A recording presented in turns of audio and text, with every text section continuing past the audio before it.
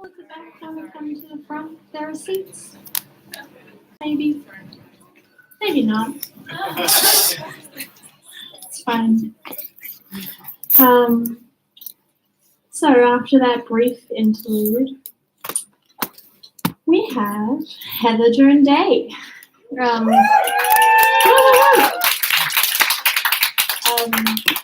I was trying to find a way to describe Heather's poems. Last year we had Heather for Lucky, another poetry night, and one of my pals dragged his housemate, a white cis dude, 6'3" weightlifter, who they assumed they thought they were going to a music gig when they turned up at a LIMINAL event. And this stoic, beautiful weightlifter kind of like stood unchanging throughout listening to, LIMINAL poems. But when Heather came on and started reading, his face changed and he just like got really into it and couldn't stop laughing. It was amazing. It was amazing. Heather's poems hit like a really unexpected register. I think with poems, it's really easy to have lots of feelings, but it's harder to write them well. And on top of that, it's much harder to be funny. And Heather manages to do it all. So please welcome Heather Joan Day.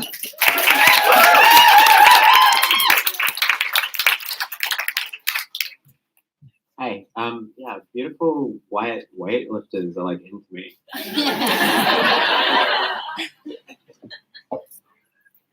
gonna take this jacket off. It's really nice and warm and cozy. Also, this jacket is my favorite jacket. It says matriarchy now on the back. With the red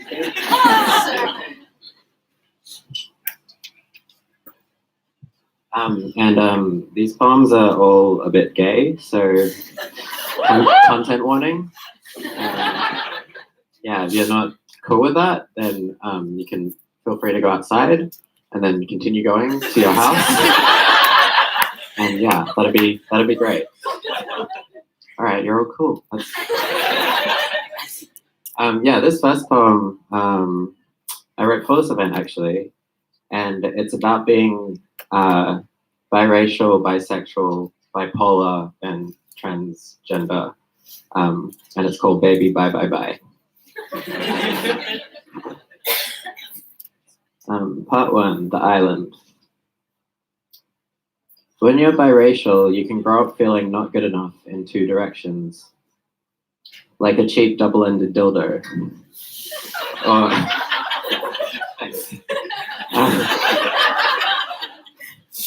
or a highway between 2 racist towns.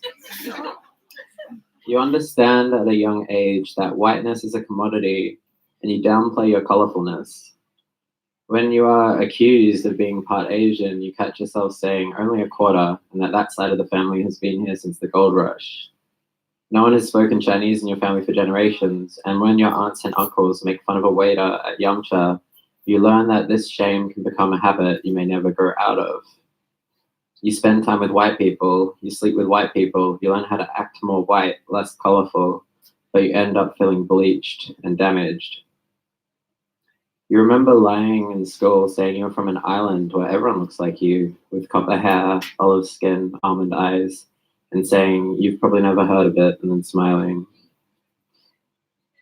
But then you spend time with colorful people and bond over stories like this, and speak loudly and confidently about where you come from, and the whiteness that since the invasion of this country has constantly attempted to strangle and bury more colorful people, like a mass murderer with a racialized fetish. Literally like a mass murderer with a racialized fetish. You can't help but swell as the white students around you shrink, as you carve out a small slice of sweet space on this island to breathe and rest a little while before it's back to work again, simply existing as colorful and beautiful as you are. Part 2, Teen Queen.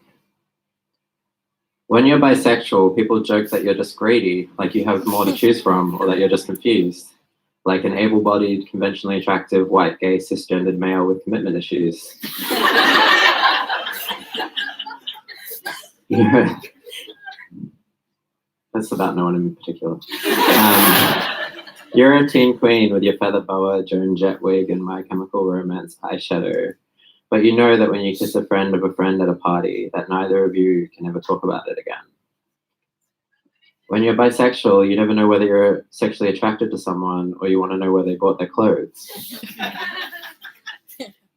When you're bisexual, you still get called a fag like the rest of us and pointlessly pine after boys who are violently heterosexual. When you're bisexual and you move to Melbourne, you do become greedy and you do have more to choose from. And when you're bisexual and someone woke asks you why you're not pansexual because it's a more inclusive term, you tell them it's for a poem.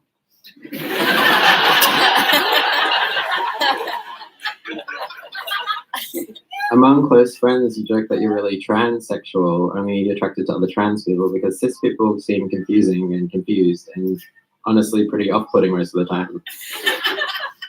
Part 3, Manic Depressive Pixie Dream Girl. When you're bipolar, it's like living in a theme park. Fun for a short amount of time before it becomes exhausting, ridiculously expensive, and unhealthy. When you're bipolar, your family asks whether you are maybe a little manic because you expressed any excitement or enthusiasm over anything. When you have your first major manic episode, you shave your hair into a mohawk, you wear a leather jacket, you drink too much, you do cocaine for the first time, you lose your best friend Charlotte because you're young and you don't understand your own womanhood yet. When you're bipolar, you live alone in a tiny apartment, you skip class, you stay in bed, you cry so much you're dehydrated all the time. You stop recharging your phone or eating. One night you try to take your own life. You live and you move back to your parents' house. You go to therapy and take medication. You learn how to get used to rebuilding yourself.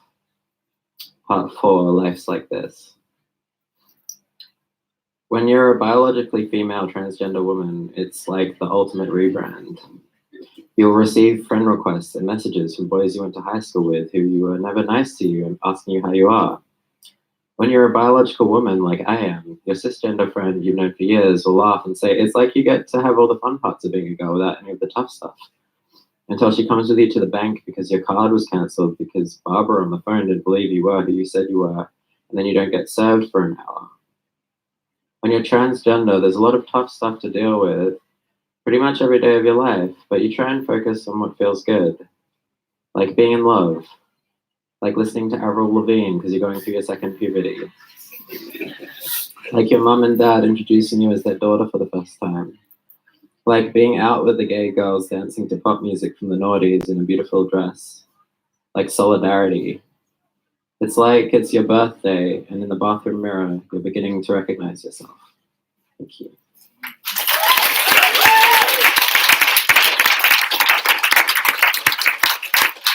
I have 2 more short ones. I'm just going to take a sip of.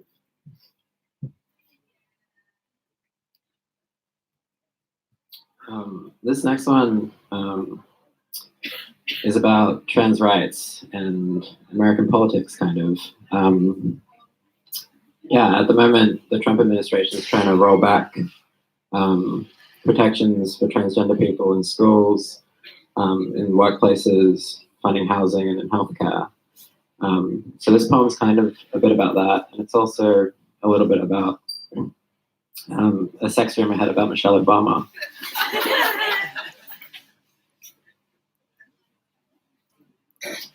It's called Michelle Obama. I hate it when people say that Trump being president doesn't really affect the lives of regular Americans, that things aren't really that different from when Obama was president. Because I don't know if you know this, but during the Obama presidency, Angelica Ross, a trans woman of color and CEO of Trans Tech Social Enterprises, was invited to the White House to help set up a program where trans folk could communicate directly with the administration, so that government policy at a federal level could better address the needs of trans and gender diverse people from all over the country. And then Trump was elected.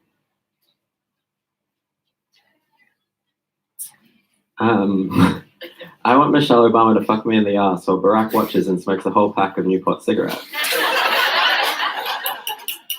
And then I will go down on Michelle Obama while Barry sucks on my tits and calls me mummy. Thank you.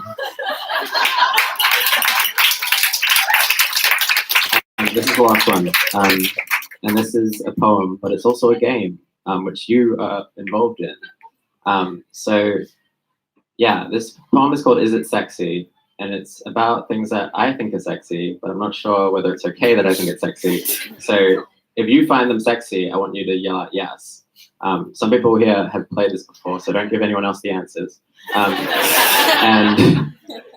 yeah, if you don't find it sexy, say no. And I don't want a woke, objective, intelligent answer. I want your true feelings.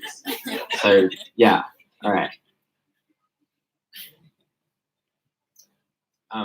Is this sexy? A cisgender boy who is in an indie rock band. No. Who said yes?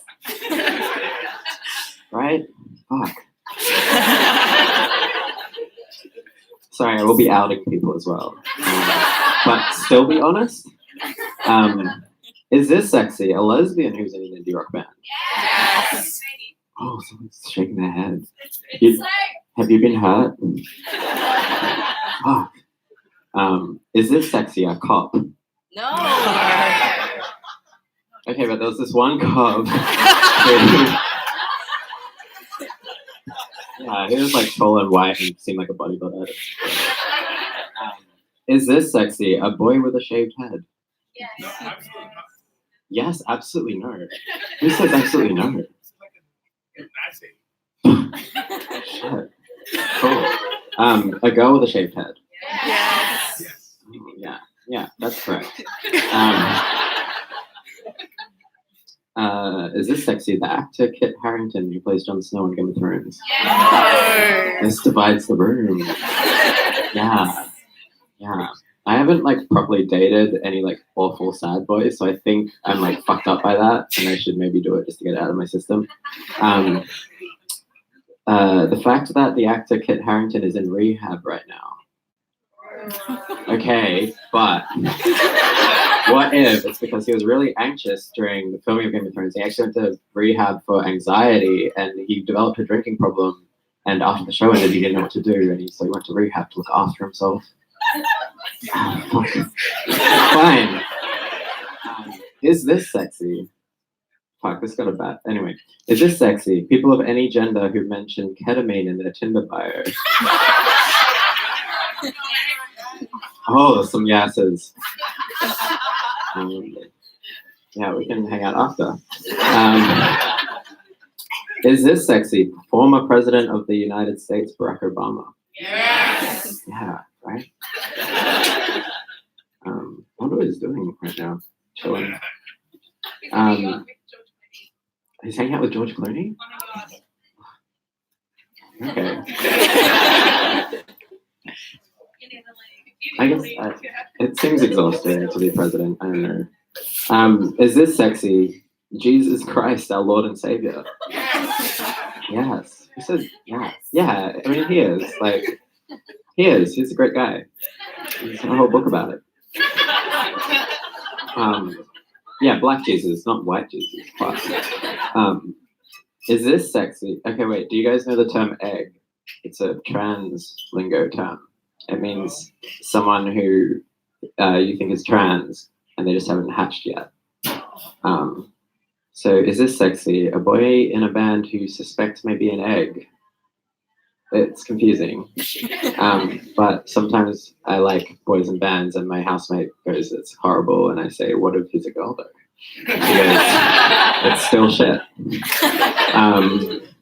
Is this sexy? A dad in a movie who is trying his best but still failing.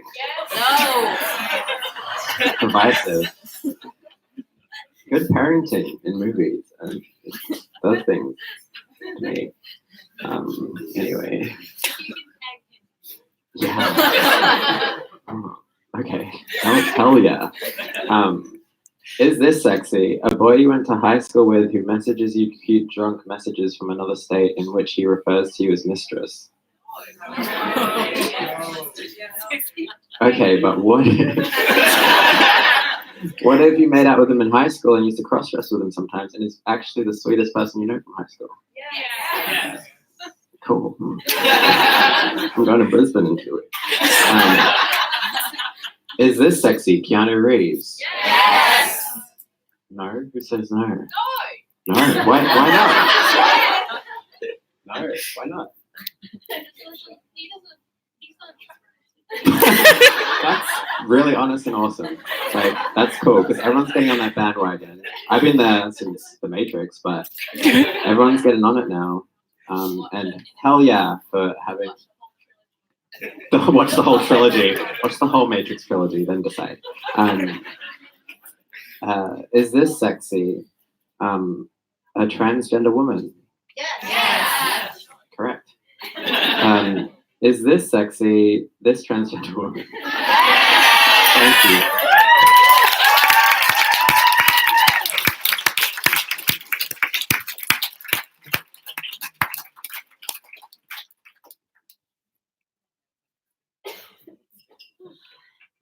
Is this sexy? A liminal poetry night. Yes. Thank you. Thanks, Heather. Last one. Lucky last. Rachel Ang. Look, I don't know where to start with Rachel Ang. For one, she includes me in her bio, so I can't read that. I can tell you she's one of the most talented, humble, people I know. She's a full-time architect. She's currently constructing a house for a small crocodile as part of her job. And she got to go to the zoo to find out about the crocodile's needs. In between crocodile house constructions, Rachel has just won a Ledger Award for a book dedicated to me. It's kind of a big deal. And she spent weeks drawing this comic that we're just about to see. And in fact, I actually specifically asked her not to spend weeks drawing a comic for us, but she did it anyway. I think Rachel Ang, in a beautiful metaphor that is definitely unexpected, constructs little houses for us little crocodiles with her comics. So please welcome Rachel Ang and her ghost girlfriend.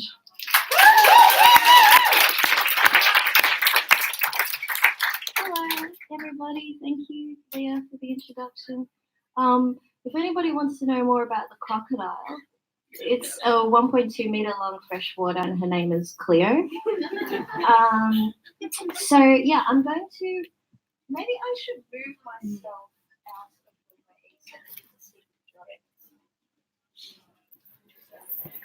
of the way. Yeah, so I've drawn this comic. I'm not sure if this will work because I have read it on the radio and I have done the comic before, but I have never combined my voice and the pictures before, so we'll just see. All right. At the breaking of the day, I pulled the bed apart, broke up with my boyfriend, and kicked him out the door. Today was going to be a good day. I fucked a ghost last night. I was inside her, and she was, telepathically, in every part of me. I woke up when I felt the sun on my face. She was in the sunlight. I felt calm and happy, and she was in every part of me. I got up to make coffee, and she was in the coffee cup. I asked my new lover about her past. She has always lived in this house, and she has fucked everyone who's ever lived in this house. My housemates later confirmed this. At first I am intimidated by this, but I soon learned to enjoy being fucked by so much time. When we lie together, I see every one of your past selves as a clear, distinct echo before they blend together and all my possible pasts and potential futures rise to meet you.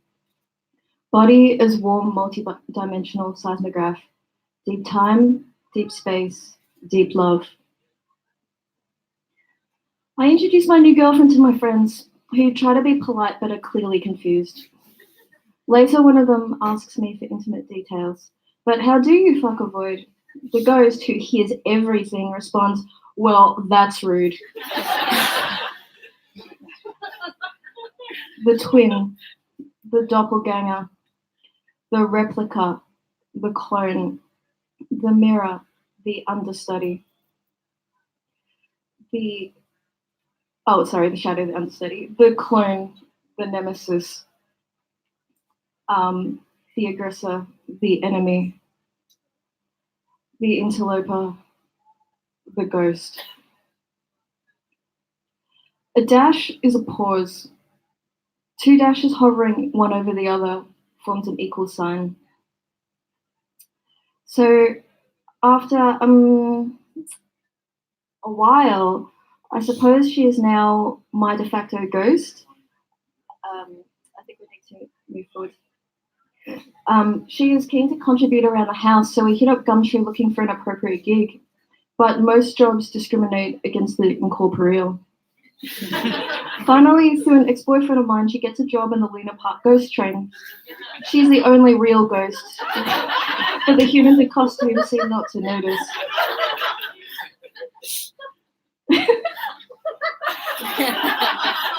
She takes the job. Sorry. That's the first time I'm trying to read it.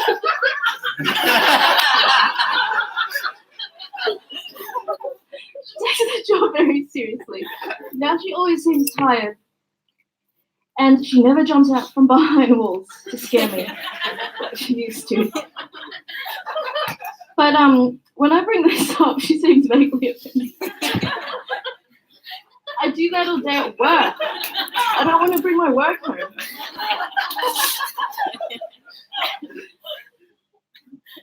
We start to quarrel more and more, and I worry that she exists less and less. One night we are fighting and she yells telepathically, "You have so many shadows, it's like you're already haunted." I don't understand. I say, "I thought that's what you liked about me." When I start to cry, she freezes my tears and flicks them away like dust. One night, I sit on the porch all night, waiting for her to come home. I realize now that I was the catalyst for her leaving the house to which she had always been bound. I realize now that I may be the oblivious evictor unknowingly colonizing the home in which she had known 100 lovers. At the breaking of the day, the sun appearing as a thin golden line over the horizon is like my lover's face when she comes and comes and comes, and she never comes home, and I move out the next month. We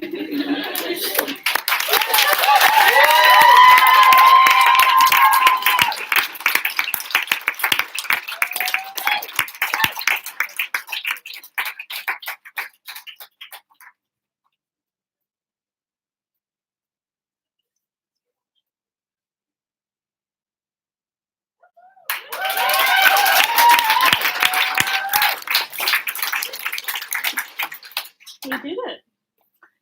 Thank you all so much for coming. Thanks to all of the artists, Darlene, Jessie, Stephen, Peo, Heather, Rach. You're all incredible. I have been given a task. The task is if you have any spare change, to just chuck it to the festival. So next year they can keep putting on really cool stuff like this. And yeah, thank you for coming, thank you for listening, and thank you for being part of Liminal Community.